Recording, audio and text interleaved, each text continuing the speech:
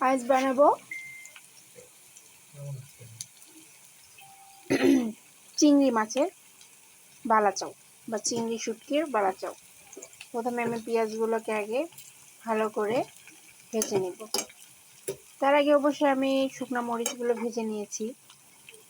ইচ্ছা ছিল না আপনাদের সঙ্গে শেয়ার করব, তারপরেও মনে হলো যে করি। এই যে আমার শুকনো মরিচগুলো ভেজে রেখেছি খুব সুন্দর করে। যেহেতু একদম গাঢ় করে ভাজবো, এই জন্য তো আমাকে একটু সময় নিয়ে ভাজতেই হবে। সামান্য পরিমাণ লবণ দিলাম যাতে দ্রুত নরম হয়ে যায়।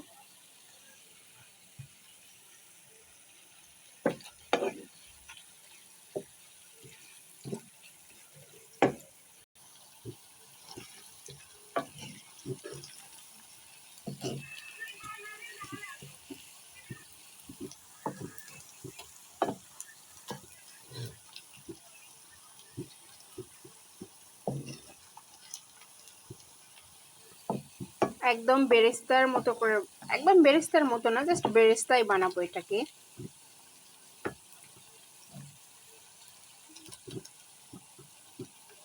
তার জন্য আমাকে একটু সময় দিতে হবে।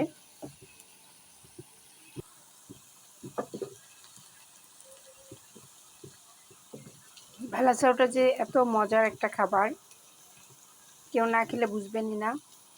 অবশ্যই একবার করে হলেও বানিয়ে নেবেন। বেরেস্তা করতে একটু সময় লাগবে, একটু না বেশ ভালোই সময়, একটু ধৈর্য ধরেই করতে হবে আস্তে আস্তে। কেননা এটা যত সুন্দর হবে আপনার জিনিসটা তত ভালো থাকবে, সংরক্ষণ করতেও ভালো হবে। এটা তো একবার করে একবারে খাওয়া না, করে রেখে দিবেন। তবে মন চায় না এটা রেখে দিয়ে অন্য কিছুতে খেতে। বেরেস্তাটা প্রায় হয়ে আসার মতো হয়েছে, কিন্তু আমার একটু ভুল হয়েছে, যেটা হচ্ছে আমার আর একটু পেঁয়াজটা মোটা করে কাটা লাগতো। কিন্তু দুঃখের বিষয় আমি মোটা করে কাটতে কাটতে যে কখন চিকন করে ফেলেছি, যা এখন আমি বুঝতে পারতেছি, তখন তো আর বুঝতে পারি নাই। যদি আমি আরেকটু মোটা করে কাটতাম তাহলে আমার জিনিসটা আরও পারফেক্ট দেখা যেত। পেঁয়াজটা অবশ্যই আমি গোল গোল করে কেটেছি, আপনারাও সেটাই করবেন। বেরেস্তাটা হয়ে গেছে, এখন আমি উঠে নিব।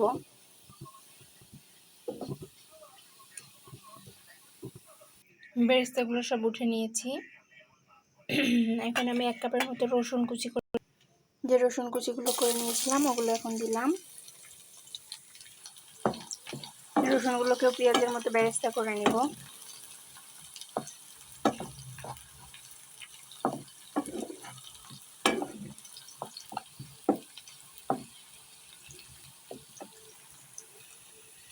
এখানেও সামান্য পরিমাণ লবণ দিয়ে দিব।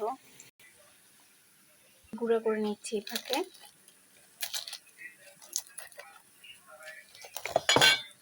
আমি হাত দিয়ে করতেছি, আপনাদের যাদের সমস্যা আছে আপনারা হাত দিয়ে না করে হাতে একটা গ্লাভস অথবা পলি দিয়ে সহজে করে নিতে পারেন।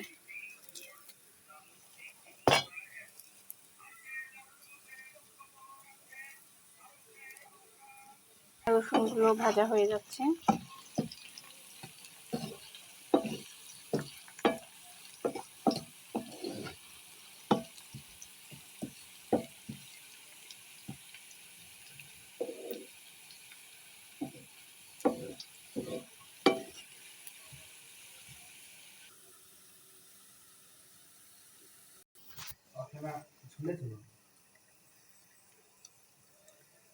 রসুনগুলোকেও সুন্দর করে ভেজে নিয়েছি, উঠে নিলাম।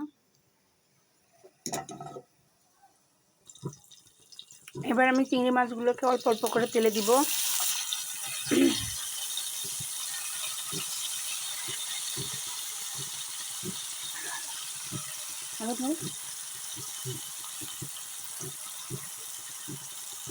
এখানে আমি কয়েক রকমের চিংড়ি নিয়েছি, তবে মেন যেটা দিয়েছি সেটা চিংড়ি মাছের চিংড়িটাই বেশি দিয়েছি।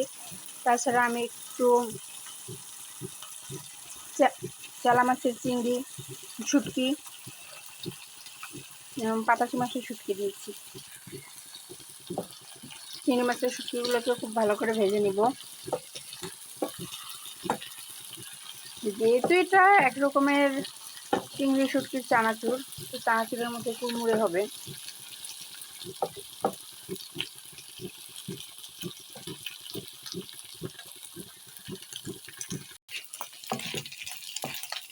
চিংড়ি মাছগুলো ভাজা হয়ে গেছে একরকম, আমি উঠে নেব।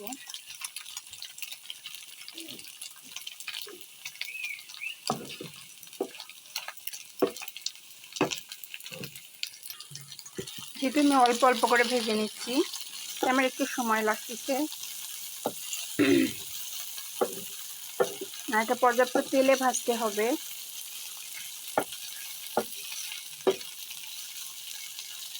যদিও আমার তেলটা এবার খুব কম হয়ে গিয়েছে।